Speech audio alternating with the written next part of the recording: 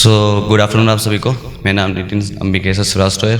तो मैं आप लोगों को एक स्टोरी सुनाता हूँ अपनी बेस्ट फ्रेंड के ऊपर। तो मेरी फीमेल बेस्ट फ्रेंड है, तो उसके ऊपर मैं एक स्टोरी सुनाना चाहता हूँ। तो इसे थोड़ा फ्लैशबैक में लेकर चलते हैं, ठीक है। तो मैं केवी का स्टूडेंट था, वो भी केवी का स्टूडेंट थी। बस फ़र्क इतना था कि वो क्लास 1 से केवी में थी और मैं क्लास 6 में केवी से आया था। तो मैं उसे कभी जानता नहीं था स्कूल ना ही मैं उससे कभी मिला हूँ, ना उसे कभी मैं जानता था। बस मैं उसका एक बार नाम सुना था क्लास 9 में कि वो मैथ सब्जेक्ट में टॉप की है। तो मैं भी शौक हो गया, मैथ सब्जेक्ट में टॉप की है, कौन है वो लड़की, मैं उससे मिलना चाहता हूँ। तो मेरे अंदर एक चूल सी मच गई थी कि मैं एक बार जाके उससे बात करते हैं, मिलते हैं। तो क्योंकि मैथ सब्जेक्ट में ऐसा सब्जेक्ट था जो सिर्फ पासिंग मार्क्स भी आते थे, कभी कभार वो भी नहीं आते थे, बस ऊपर से मैं दुआ करता था कि बस पास हो जाए, लेकिन मुश्किल था। वैसे अब कौन मैथ्स पढ़ने वाला है। तो उससे मैं एक बार चलो सोचते हैं कि एक बार मिलते हैं, अंदर से एक चुल मच गई थी। फिर बाद में क्या हुआ कि हिम्मत नहीं हुई, क्योंकि मैं उस समय स्कूल में एक थोड़ा प्ले बॉय टाइप का लड़का था कि बस हर वक्त लड़की लड़की लड़की लड़की लड़की लोग, और कुछ था ही नहीं मेरी लाइफ में। स्कूल में सिर्फ मैं लड़की लोगों के साथ रहता था, लड़की लोग के साथ घूमता था, बस यही मेरा काम था बस। तो एक साथ में एक फ़नी इंसिडेंट हुआ था। तो मैं अपने दोस्त के घर गया था, तो मम्मी उसकी ट्रे में बिस्किट और पानी लेके आई। तो मैं सोचा कि तो मम्मी पूछी थी, मेरे दोस्त से बोल रही थी कि नितिन तुम्हारे सेक्शन में था ना। तो मैं बोला कि हाँ मम्मी, नितिन मेरे सेक्शन में था। तो लेकिन नितिन उस वक्त हम लोग के साथ नहीं रहता था, वो सिर्फ लड़की लोग के साथ रहता था। तो मुझे आगे शर्म, अब मुझे बेइज्जती फील हो रहा था कि अब ये अपनी मम्मी के सामने ऐसा बोल दिया। तो मैं उसे एक तारीफ समझ लिया कि भाई ये कला किसी और के पास नहीं होता है, लड़की लोगों के साथ है ना, ये कला सिर्फ मेरे पास था। तो मैं एक तरफ का तारीफ समझ, तो इसको आगे लेके चलते स्टोरी, ठीक है। तो क्लास 10 हम लोग का कंप्लीट हुआ, क्लास 10 2019 में कंप्लीट हुआ।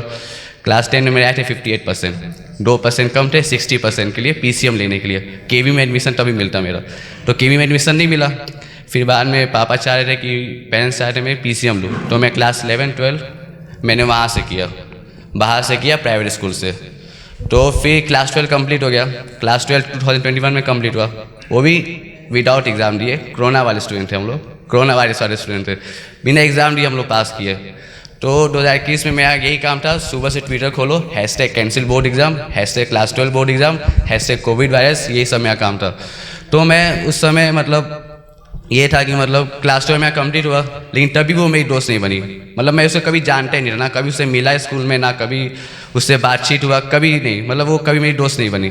तो फिर मैं उससे मतलब एक बार क्या हुआ कि मैं बाहर पढ़ने गया, डिप्लोमा इन फार्मेसी करने, मैंने बाहर गया कॉलेज करने पढ़ने।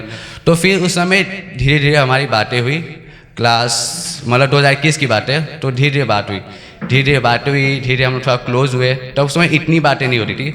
तो मैं उसके पास गया था एक टॉपिक को लेकर, मतलब मेरी स्कूल लाइफ में एक क्रश थी, पहाड़ी लड़की थी, गालो ट्राइबल, काफ़ी ज़्यादा खूबसूरत थी। तो मैं उसके पास लेके गया था कि मतलब कि शायद वो मेरा काम करा दे, शायद मेरी क्रश शायद वो मेरी हो जाए। एक ज़माने में वो क्रश थी, लेकिन अभी शायद वो मेरी क्रश नहीं है, मतलब है, मतलब 50-50 है, इतना नहीं है। तो मतलब है तो 50-50 है। तो मतलब कि सोचा कि मतलब चलो एक बार उससे बात करके देखते हैं कि मतलब मेरी क्रश मेरी होगी कि नहीं होगी।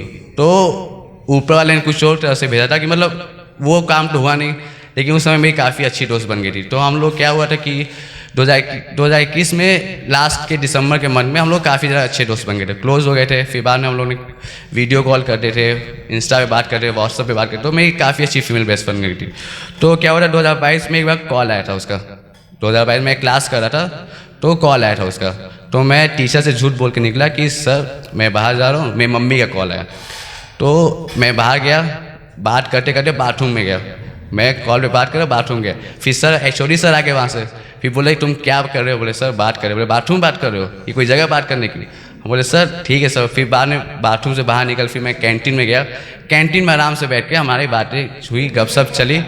तो मतलब 10-15 मिनट हुआ बैठ कर बातें हुई।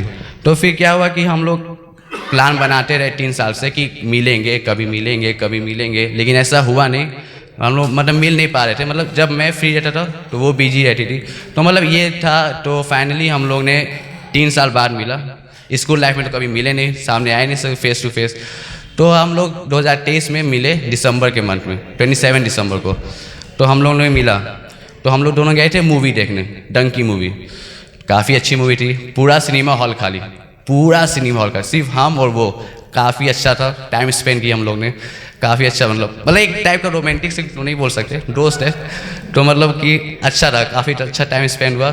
फिर हम लोग बाहर निकले, फिर वो बोली कि अपने मम्मी से मिलो, अपने घर वालों से, तो मैं उस घर पे लेके गया। फिर यहाँ से मेरे साथ एक खतरनाक घटना हुआ, मतलब कि जो नहीं होना चाहिए। उस वक्त मेरे बाल और दाढ़ी काफ़ी बड़े थे। मम्मी बोल के थक गई थी, बाल कटवाओ बेटा, नहीं कटवा पाए। पापा बोल के थक गए, बाल कटवाओ, नहीं कटवा पाए। वो भी बोल के थक गई। फिर बाद में क्या हुआ कि वो मेरे सामने बोली, नितिन बाल कटवा लो, अच्छा ही लग रहा है।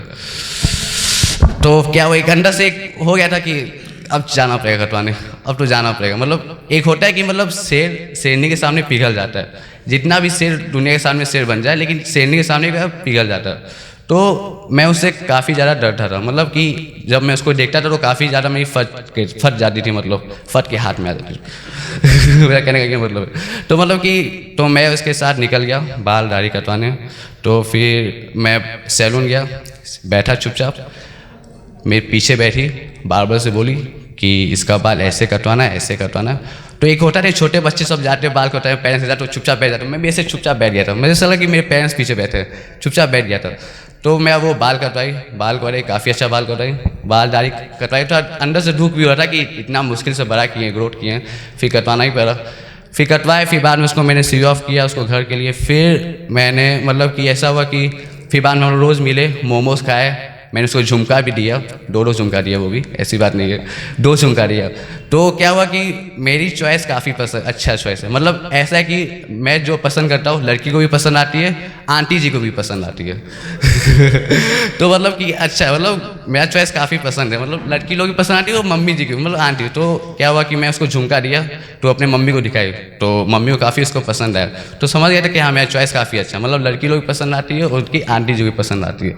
तो अब वक्त आ गया था कि मतलब कि हम लोग को अब बाय कहने का, क्योंकि अब कॉलेज की छुट्टी खत्म हो गई थी, अब हम लोग को निकलना था अपने अपने रास्ते। तो क्या हुआ, फिर हम लोग रात में ट्रेन में ट्रैवल किए, मस्ती की वहाँ पे।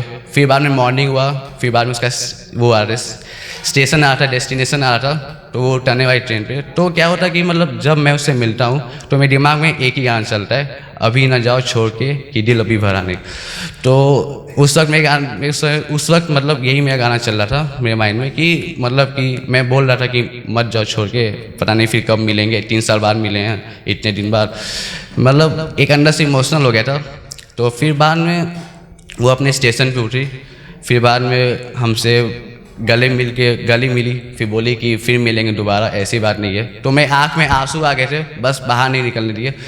फिर मैं अपने ट्रेन के साथ निकल दिया उसको सी ऑफ करके। फिर बाद में मैंने सीट पे आके रोया, तो उस वक्त मैंने कुछ लिखा था उसके ऊपर, तो मैं बताना चाहता हूँ। तो ये है कि सफ़र शुरू कुछ उनके साथ किया था, वक्त बेवक्त यही सवाल खल रहा था। सफ़र शुरू कुछ उनके साथ किया था, वक्त बेवक्त यही सवाल खल रहा था, है मंजिल आनी एक, आंखों में अश्क और दिल डल सा रहा था। मेरी सारी उलझनों को उसने पल भर में ख़त्म किया, लगा कर गले मुझे उसने सारी दुख से मुझे मुक्त किया। मेरी काफ़ी अच्छी दोस्त है, तो मैं चाहता हूँ कि मतलब कि मैं उसको किसी के साथ शेयर नहीं करना चाहता। देखिए सब लोग चांद तारे सब तोड़ के लाते हैं अपने अपने फ्रेंड्स के लिए, तो मैं चाहता हूँ कि मैं उसके दुख का साथी बनूँ, क्योंकि दुख का साथी इस दुनिया में कोई बनना नहीं चाहता है।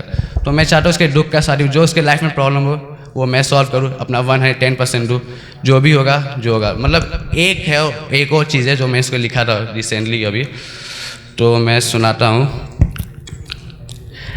तुम मेरी प्रिय राधा और प्रिय सीता हो, मेरी प्रिय तुम मेरी दोनों हो। मुझे मालूम है ये दोनों उदाहरण प्यार के लिए इस्तेमाल किए जाते हैं, मगर उससे क्या है, ये दोनों चीज़ें दोस्ती में भी बोल सकते हैं। मेरी प्रिय तुम हमेशा मेरे साथ रहना और मैं हमेशा तुम्हारे साथ रहूँगा। हाँ मुझे मालूम है कि तुम मुझे शायद अपना नहीं समझती, लेकिन एक बार अपना समझ के तो देखो, बुढ़ापे तक साथ दूँगा।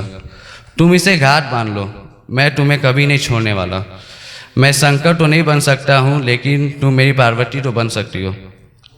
मैं चाहता हूँ कि तुम मेरे ऊपर गुस्सा हो, मेरी गलती को सुधारो, तुम हमेशा मेरा साथ दो। मैं तुम्हारे ऊपर दिल से भी ज़्यादा भरोसा करता हूँ। इस भरोसे को तुम कभी मत तोड़ना, यूँ ही हमारी ज़िंदगी साथ में बुढ़ापे तक कटे। तुम मेरी सबसे प्यारी सखी बन चुकी हो। अगर मुझे वाकई शादी करना होगा तो बंगाली लड़की से करूँगा। मतलब कि अगर तुम नहीं मिली तो वो सही, मतलब मजाक करो, मतलब अगर ऐसा हुआ तो मतलब बाई चांस, तो ये आगे जो होगा देखा जाएगा।